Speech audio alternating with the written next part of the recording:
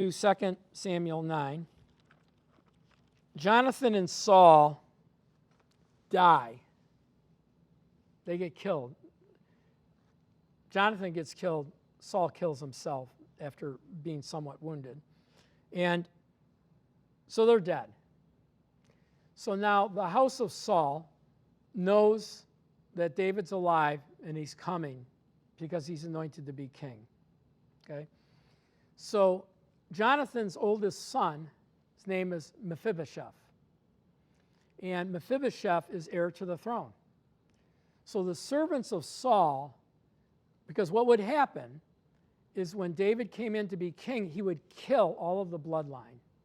It's all through human history. You can read this. You know, when Stalin and Lenin and they took over, they killed the Tsar and his family. They eradicated the bloodline, right? So there's no bloodline that has access to the throne. Okay, that's the natural thing. So while they're leaving the palace, the maid that was carrying Mephibosheth fell and both of his legs were broken in several parts. It says it earlier in 2 Samuel. And they go to a place called Lodabar. If you live in the U.S. and you're listening, this is like going to Montana. It's like out of the way. It's like staying away. So they start raising this young man, saying, you're the rightful heir to the throne. You're the one who's supposed to be in charge. David stole the throne from you. You've been wronged. Life has dealt you a bad thing here. And so you belong on the throne. So here we get, now David is busy consolidating the kingdom. He comes in, he takes over, he starts to consolidate the north and the south and all the fractions and groups. He eliminates his enemies. He's doing what he's supposed to do as king. We come to chapter 9 of 2 Samuel. It says, verse 1, now David said, is there anyone yet left of the house of Saul that I may show him kindness? Why? For Jonathan's sake. And there was a servant of the house of Saul whose name was Ziba. So when he called him to David, the king said to him, are you Ziba? He said, at your service. Then the king said, is there not yet still someone of the house of Saul to whom I can show kindness, the kindness of God? And Ziba said to the king, there is still yet a son of Jonathan who is lame at his feet. So the king said to him, where is he? Ziba said to the king, indeed, he is in the house of Machir, the son of Amiel in Lodabar. And then King David said, and brought him out of the house of Machir, the son of Amiel, from Lodabar.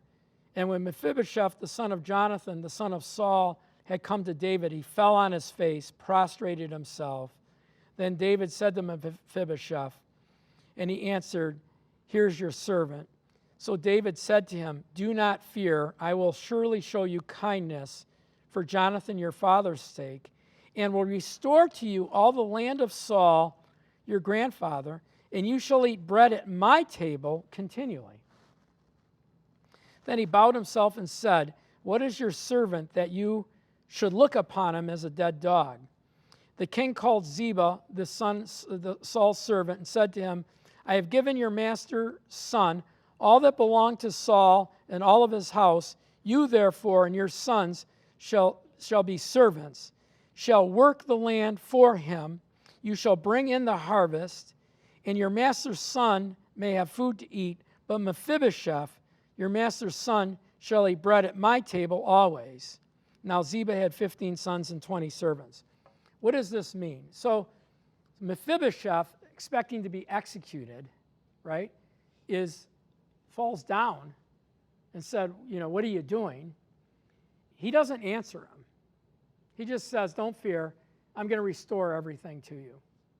Everything. Now remember, there's palaces, vineyards, farmland, palaces around the country. He said, I'm giving it all back to you. And here, I'm going to have these servants, all those farms, with cattle and sheep and all those areas where you grew, dates and whatever you were growing, these guys are going to till it for you. They're going to bring you the profit. But you're going to eat dinner at my table like one of my sons. Right? Did he deserve it? He didn't do anything.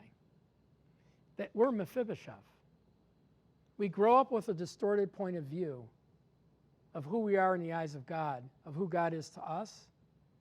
And all God wants to do is restore to us, is to give us the kingdom. I mean, Jesus shares the kingdom with us. You know, we only have 10 sessions. I couldn't do 11, but that would be the 11th. He shares the kingdom with us. We're seated with him, right? He gives us all of that. We're Mephibosheth. I'm sure the first night Mephibosheth slept with his eyes open, saying this has to be a big joke. I can't get all of this grace without earning it. That's what we say. He gives us all of this grace. We didn't earn it.